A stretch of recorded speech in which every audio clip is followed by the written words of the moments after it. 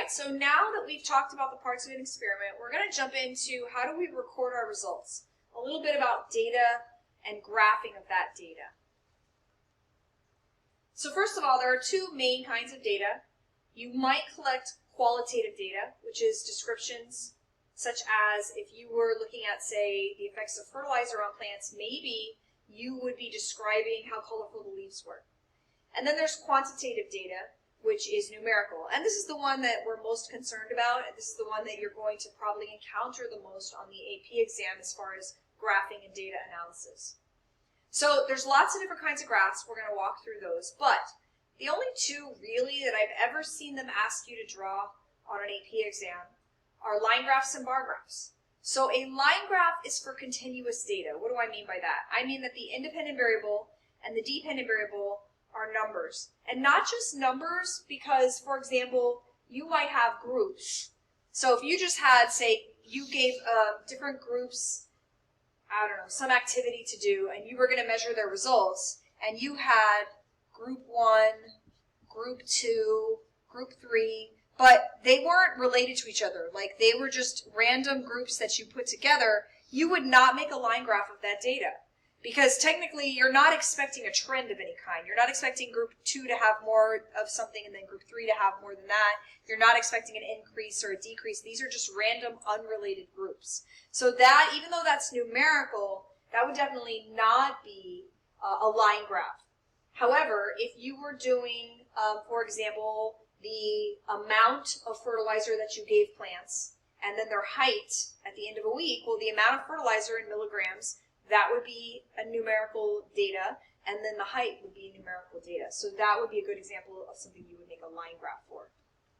And then a bar graph would be for any time one of the variables isn't a number. So if you were just comparing, say, the number of different animals you saw in the savannah in Africa on a particular day, the number of animals, that's a number. But elephants versus giraffes versus ostriches, those are categories. They're not numbers. And so this would be a bar graph. So there's other kinds, scatter plots, pie charts, etc. We'll talk about some of those. All right, some more rules. Your independent variable typically is going to be your x-axis, which is the horizontal axis. Your dependent variable is going to be your y-axis. Remember, your dependent variable is your data that you're collecting. And then your independent variable is your manipulated variable. So it's the thing that you are physically changing. And you have control over your independent. You really don't know what's going to happen with your dependent because it's the effect that you're going to be measuring during your experiment. All right, continuing on. For line graphs, data, if it shows a pattern, a lot of times you're going to see what's called a line of best fit. Now, you don't want to force a line of best fit. And in fact, for the purposes of our class, I'm fine with you just connecting the dots. For the AP exam, you could probably get away with just connecting the dots. They usually give you data that shows a very nice, neat trend. But I will show you some examples of what I mean by a line of best fit. Because in real life, data is not going to be perfect. Okay, so what we're going to do now is we're going to just do quickly 5 practice problems. We did these in class. We're going to first identify which kind of graph, and then identify what should go on the x versus the y axis. So, all right. So, first one, how many students wore polos versus spirit shirts on a particular Friday? Line graph or bar graph? Well, if we look at this, number of students, so this is a number, but the type of shirt they're wearing is not a number, so this would be a bar graph. And what should be on the x versus the y? The number of students or the type of shirt? The type of shirt should be your x, and the number of students would be your y. And you can envision this, right? If I draw it like this, I would have polo and spirit shirt on my x, and then I would be collecting, the data I would be collecting would be how many students are wearing each, and then I would end up with 2 bars. So this makes sense. All right, our second one, how many milligrams of fertilizer produce the tallest plants? So assuming milligrams of fertilizer is clearly a number, tallest, let's just assume we probably would be measuring in millimeters or centimeters or meters, depending what kind of plant it was. So this would also be a number. So this would be a great example of something that should be a line graph. Now, what should be your x-axis? Well, we would be giving them the fertilizer, And our data would be how tall they were. So our x-axis would be the milligrams of fertilizer. We are manipulating that. That's our independent variable. The height of the plant at the end, that would be our dependent variable. All right, how many schools use iPads in Broward versus Dade County? So obviously the number of schools is numerical, but the county is not. So this is going to be a bar graph. Our x-axis would be the county, right? You'd have Broward and Dade. That makes sense. And then the number of schools, our dependent variable, that's going to be our y-axis. If you were to do this wrong, it's going to look funny. If you put Broward and Dade here, you're going to have bars that go across like this, which is really odd looking. I mean, it's very rare that you'd see bars coming out of the side. It can happen. So a lot of times you kind of figure out what should be on the x and y just because it doesn't look right if you do it wrong. All right, how distance from light correlates with milligrams of oxygen produced by a plant. So we're going to assume this plant's doing photosynthesis, and we're looking at the relationship between light and how much oxygen the plant releases. Now we can assume that that distance from light is also going to be numerical. Maybe it's centimeters or meters away from a light source. And then we're correlating that to amount of oxygen. So this is going to be a line graph. Our x would be the distance from the light, because we would be placing the plants, manipulating them at those distances. And then our y-axis would be the amount of oxygen that they make. That's the data we would be collecting. All right, and last but not least, the amount of product made by enzymes at different pHs, or by a particular enzyme at different pHs. So this one threw people off. I got a mix of bar and line, and I actually have seen bars for pH.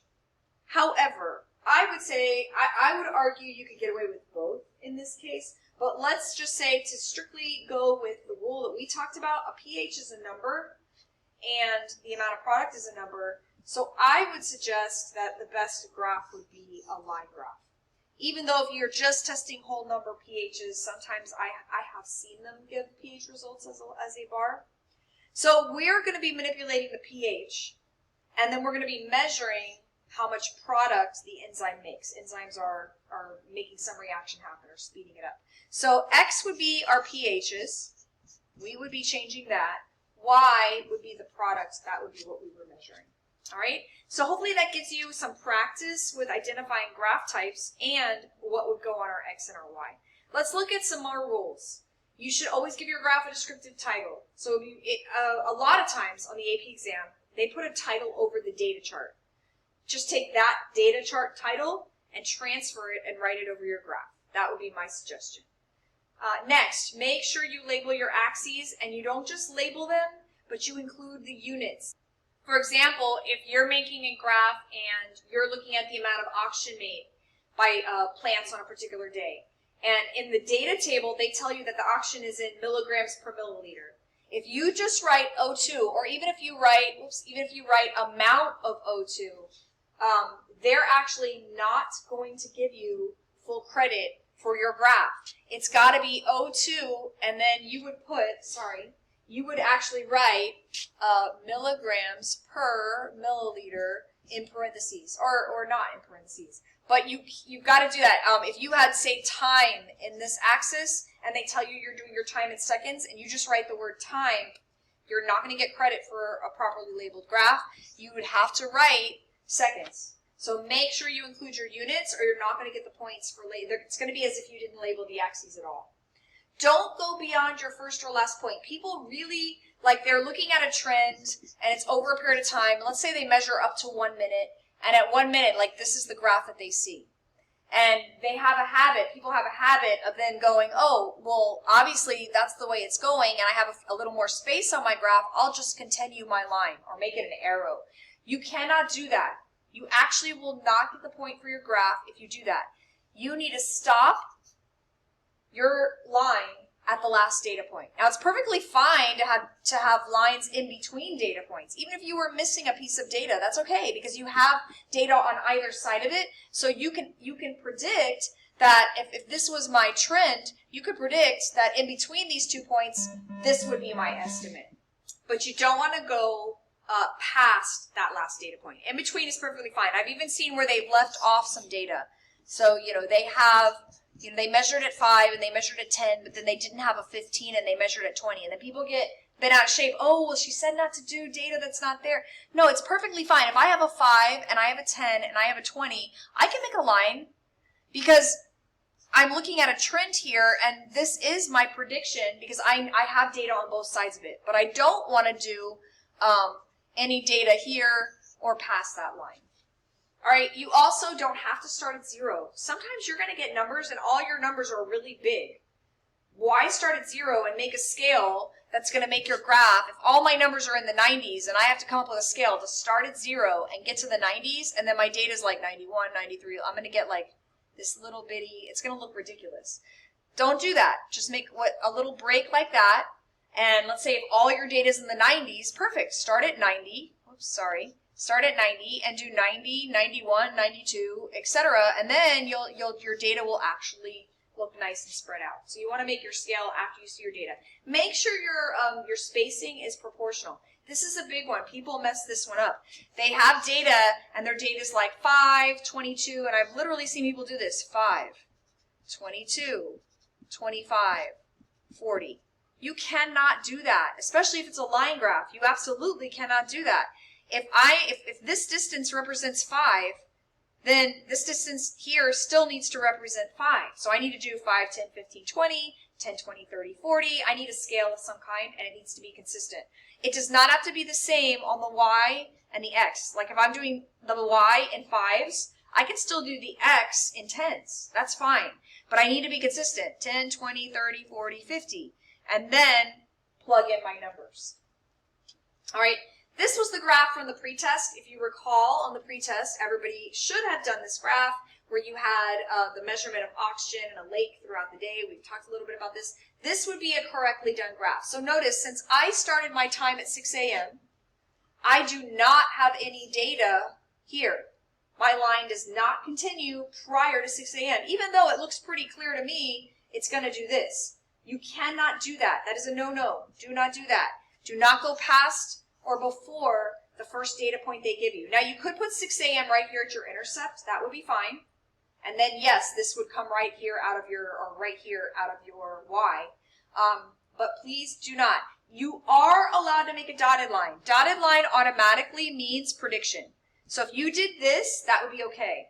But if you make a solid line, that implies you have some data point that you know to the right of this. So be very careful. Notice my scale here. I came up with a scale that would fit. I did it in 0.5s. I don't want to change it just because I have a 1.7. I don't want to do 1.7 here and then 2, and then, I'm just going to write 3.1 here. You can't do that. You've got to make a scale and then estimate between those units where your numbers go. Here's a sample showing what I was talking about, a break. I start at 160 here, so you don't have to start at 0. This is what a line of best fit looks like. Notice how their data is kind of clustered and weird. So they have a line that sort of hits as many dots as possible. These are some other trends you might see. Exponential graph, or if you've ever seen one of these, is a logistic graph. This is a bell curve. So you can see they're not always going to be a straight line. These are called scatter plots. So look at all this data. So a computer would generate from this a line of best fit. It would literally generate a line here. Obviously, all your data points don't hit that line, but I see a correlation, a positive correlation. This one has none. They're all over the place, so there's no correlation. These are some bar graphs. The difference between a histogram and a bar graph, they're not the same. So here, this is distinct months. In a histogram, it's always intervals. So notice this is 1 to 80, 81 to 100. Notice how these touch, and there's gaps in the other one. So that's the difference between a histogram and a bar graph. This is called a box and whiskers. You usually aren't going to see it. It only works like specifically for 5 number sets. And it's got these little quartile marks, and you can read through this in the PowerPoint yourself. It's unlikely you would see one of these, but these would be your extremes, your high, your low. This is going to be your median. So it does give information, but it's not as often used. Again, you can just refer to the notes to read that in a little more detail. This is called a semi-log graph. So this is basically a log function, and this is normal. The x is normal, the y is a log. This is interesting. It's for really big numbers to make a big range fit. That's the purpose of doing a semi-log graph. It goes 0 to 1, then 1 to 10, and the scale changes.